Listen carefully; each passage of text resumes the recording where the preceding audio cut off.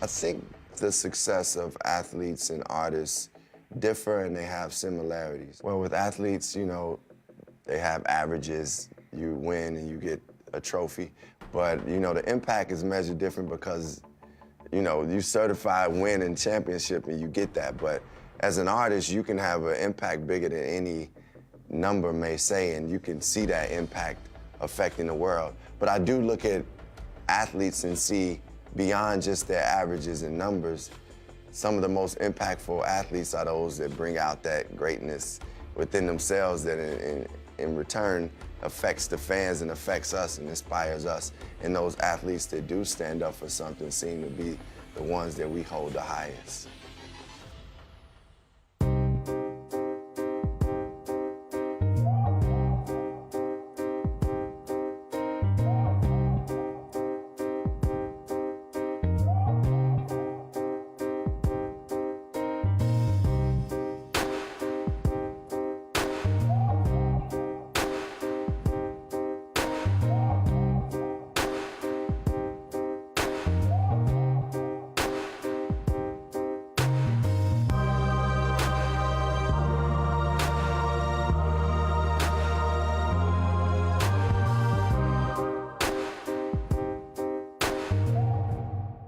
The conversation with Serena is so important because we have the opportunity to talk to one of the greatest athletes of all time, a person who accomplished something that nobody has done in the world, and being in the position that she's come from, being a black woman, a person that's come from Compton in a sport that had never seen black women at this level.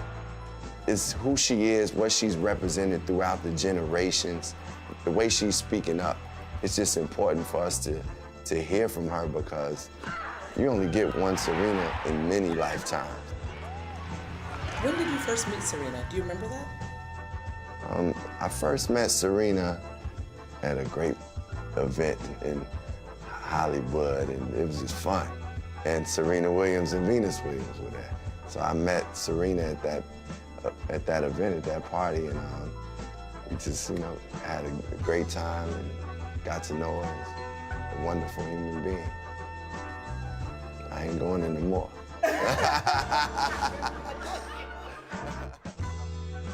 Do you feel like you are supremely misunderstood?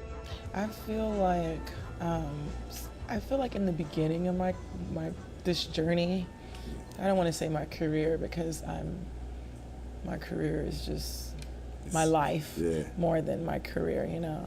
But I think in the beginning of this journey, I was definitely misunderstood. You never saw anything like me and Venus in my field of work in tennis, you know. So we may have said some things that people just couldn't relate to, and they just probably thought we were talking about something different, or took it the wrong way, or made a negative connotation out of it when it's not like that at all. We're just trying to be us and trying to be, you know, the best that we could be. Yeah, but with that, like, you just being you, do you feel like because you were in a sport that never had seen black women, was that the barrier of you being you? Was it more just like a misunderstanding and that sport not really knowing No, you? I just think okay, so before me there was a few black players that played, but you know, I think Althea Gibson was the only one to win Grand Slams, but never on the level that Venus and I, just consistently and just winning. You know, half the tournaments I go to, I'm like looking around to see if anyone in the country looks like me, you know? So. But how does that feel? Does it feel like special, or did it make you feel distant? How did you feel about that? You know, that's interesting, because like, growing up, you know, and playing these tournaments when I was younger, I didn't play a lot. I didn't really see a lot of people that was my color, that was black. Yeah. So I think I just got used to it. And then when you go like to Russia or, you know, a lot of these countries, you know, it's just, you know, you just really kind of stick out. But, you know, I like to stick out. One thing about me, I don't want to be everyone else. Yeah. If everyone's doing something, I'm probably going to try it a different way, because I just like to be different. I don't want to fit in the mold. From an outsider looking in, I feel like when I got to know who the Williams sisters were, there was always some type of criticisms at certain points. Yeah. And what allowed you to work through that? Because you worked through that and became greater. Yeah, I guess looking back, you know, when I was in the moment, I didn't really think about it because I'm so focused on my craft. I'm so focused on what I need to do to be the best I can be and then better, that I don't think about anything negative that anyone else is saying. And at a very young age, I think I was 17, I stopped reading any press about me. I think because I was reading an article and they were pumping me up, like being this great player or whatever and one to watch and blah, blah. And then I thought, well, I don't want my head to get too big. Yeah. I don't want to be like that person that thinks they're too good for anyone else. Yeah. And then at the same time, I thought, I also don't want to look at all these negative articles and people talking so negative about me, about my body, about how I look. I didn't want either side of the spectrum. Yeah. And I don't know, no one told me. I just decided from that day I never read an article. And I think that actually helped me avoid a lot of this scrutiny. And I kind of put myself in a bubble where I shielded myself and protected myself from anything that ever came out about me, to this day still. I just feel like I definitely was scrutinized because I was confident. Right. You know, I was black and I was confident. And I am black and I am confident, you know. But I would say, I feel like I can be number one. Oh. No, you don't say that. Yeah. Well, why shouldn't I say that? Yeah. You know, why, if I don't think I'm gonna be the best, why do I play? I could be hanging out, I could be at the beach somewhere or doing something different, you know? And if I playing the number one player and I was like, oh, yeah, I think I can be the best, I think I can be better than her, you know, they're like, oh, she's so rude or she's so disrespectful. And I never meant anything or said anything in disrespect.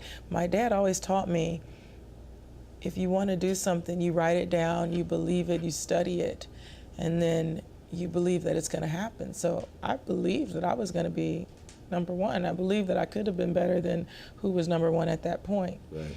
You don't really see that when I started a lot in a black tennis player. Yeah. Because we didn't play a lot of tennis and we weren't supposed to have that confidence because black people didn't do that great before. We did some great things in tennis with Arthur Ashe and Althea Gibson, but it wasn't that one player that was winning, like I said, multiple Grand Slams. It became a problem. We literally took the globe and shook it, me and Venus, because we came from Compton, we came from nothing. In tennis, you kind of have to have something. And we came and we conquered. Yeah, conquered for real, sure. So, and I shouldn't have to apologize for saying and believing that I could be the best. Even when the ridicule or the criticism comes from just you speaking out and just being a black woman, do you ever get like, man, this too much, discouraged, or feeling like you got too much responsibility on you? People expect too much from you. I do feel like that, but only sometimes on the court when I'm playing like a final of a Grand Slam. Yeah. That's when I feel a lot of expectations, and that's what I'm like, Serena, would you rather be having your 22 titles, or would you rather have like 2 or 3? And people not having these expectations. So I kind of try to flip it like that and just be like, what would you rather have? And it's hard. That is hard.